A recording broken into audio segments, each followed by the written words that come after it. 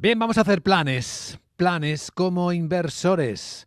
¿Cuántas veces ustedes han pensado en cómo cuidar su dinero, cómo planificar su futuro para contar con ahorros que ahora trabajen y en su momento pues puedan servir para sostener, mantener la calidad de vida o darse uno los premios que se merece seguramente después del esfuerzo, después del éxito en el trabajo?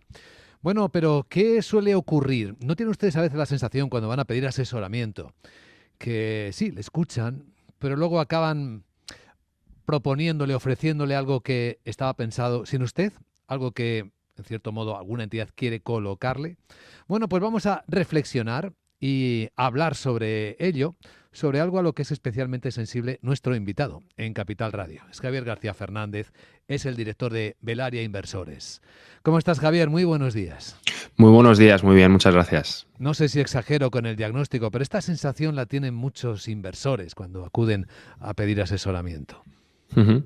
Sí, la planificación financiera en España brilla por su ausencia. Al final, el método operandi que tienen la mayoría de entidades es hacer un test de conveniencia o test de idoneidad, y ese test que se hace lleva un perfil inversor que puede ser conservador, moderado, decidido. Entonces, lo que ocurre es cuando llegas a ese perfil inversor, la empresa o la entidad o la empresa de asesoramiento ya tiene una cartera preparada para ti, que se preparó previamente, ¿no?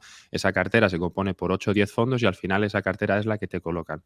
El tema es que la empresa no se está adaptando a tu situación, sino que el cliente es quien se está adaptando a la empresa, ¿no? Entonces aquí hay un pequeño conflicto de intereses, ¿no? No hay un asesoramiento personalizado, porque al final si la misma cartera la tienen 400, 500 o 1000 clientes más, al final hay un problema, ¿no?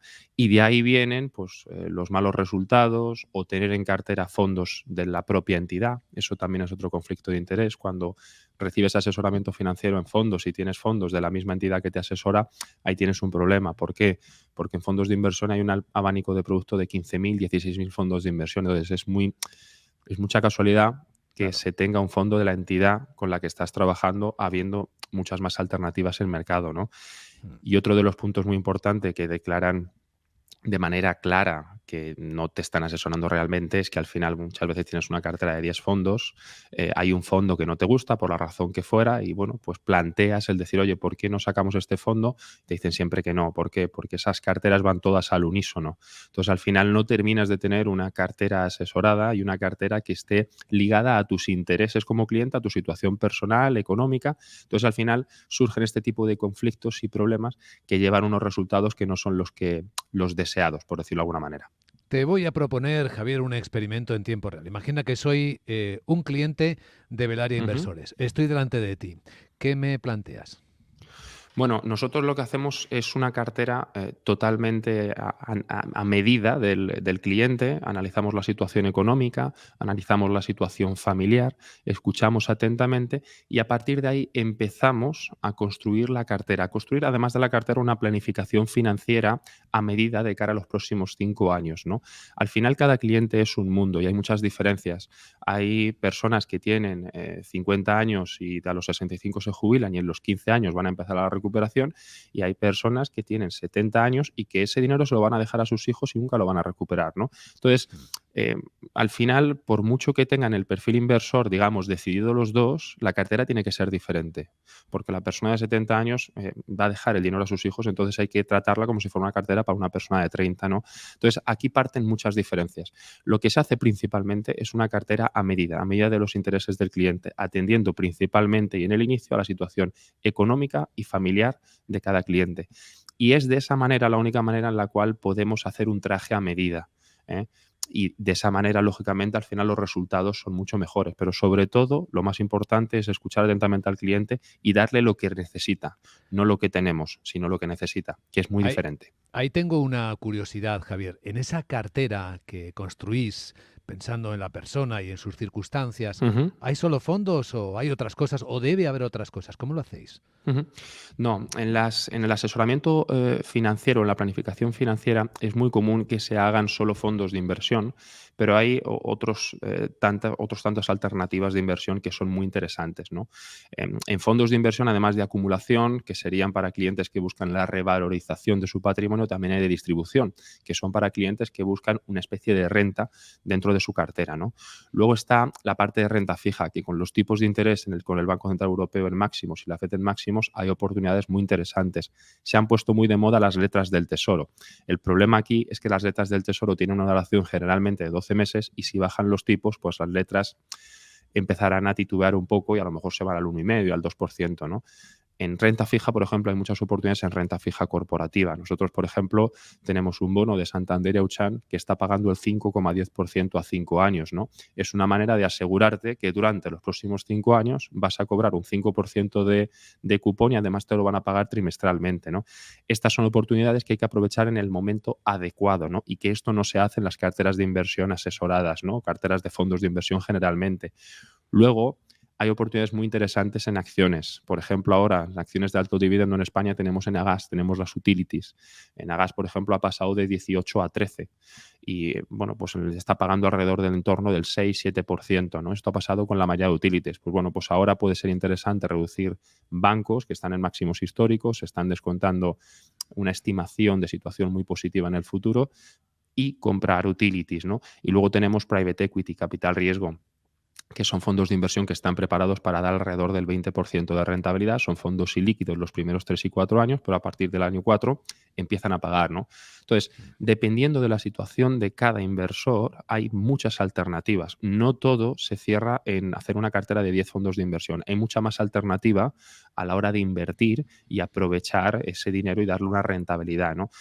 Lo importante es el tener un asesoramiento a medida para poder tener acceso a todo este tipo de oportunidades. Yo, si me permites, Javier, hay otras cosas importantes, porque ya sabemos que no hay magia en la Ujú, inversión para los inversores.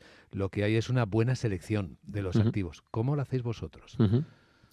Bueno, en la parte de fondos de inversión tenemos una serie de parámetros, ¿no? que vamos haciendo. El primer punto que hacemos es diversificar o distribuir por categorías, ¿no? Y a partir de ahí empezamos a invertir.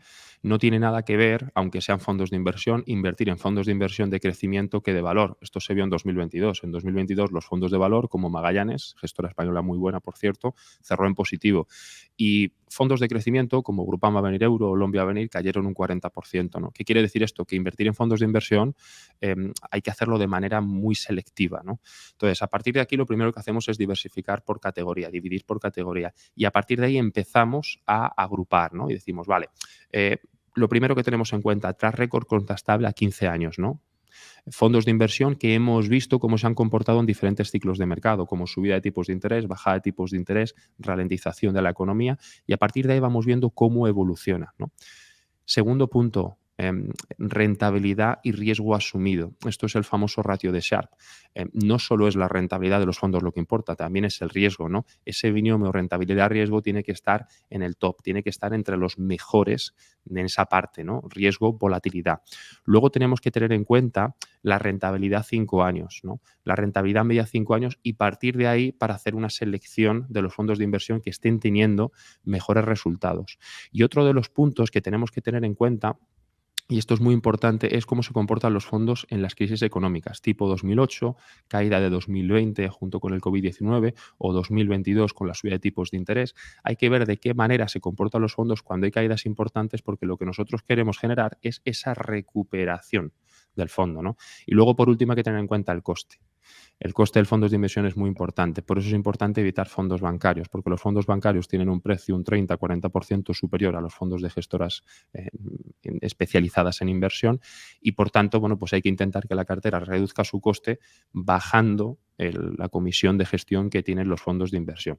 A partir de ahí, con todos estos criterios se hace una lista, tenemos un ranking de 10 fondos y atendemos a los 3 primeros. A partir de ahí seleccionamos uno de ellos y lo incluimos en la cartera con un porcentaje concreto. Quiero decir, en renta variable europea valor tenemos un porcentaje, en renta variable europea crecimiento tenemos otro porcentaje, en renta variable americana valor tenemos un porcentaje y a partir de ahí vamos decidiendo hacia dónde nos estamos yendo más. En 2022 teníamos mucho más valor y ahora estamos cambiando el valor a crecimiento. ¿Por qué? Porque los tipos seguramente después del verano empiecen a caer. Entonces nos interesa mucho más en esta situación el tener fondos de crecimiento que han caído un 40% durante el último año y medio que tener fondos de valor que están en máximos históricos, ¿no? Eso es un poquito cómo trabajamos y la situación actual. Vaya, qué buen nivel de detalle, Javier. Seguro que hay muchas personas curiosas. ¿Dónde podemos encontraros a Ujú. Velaria Inversores? ¿Dónde estáis? Bueno, entrando en nuestra página web en www.velariainversores.com tenemos la zona de contacto, ahí se pueden poner en contacto con nosotros, con nuestro departamento de secretaría y organizar una reunión y podemos hablar tranquilamente y ver un poco cuál es la situación de cada persona y ver cómo podemos ayudarle.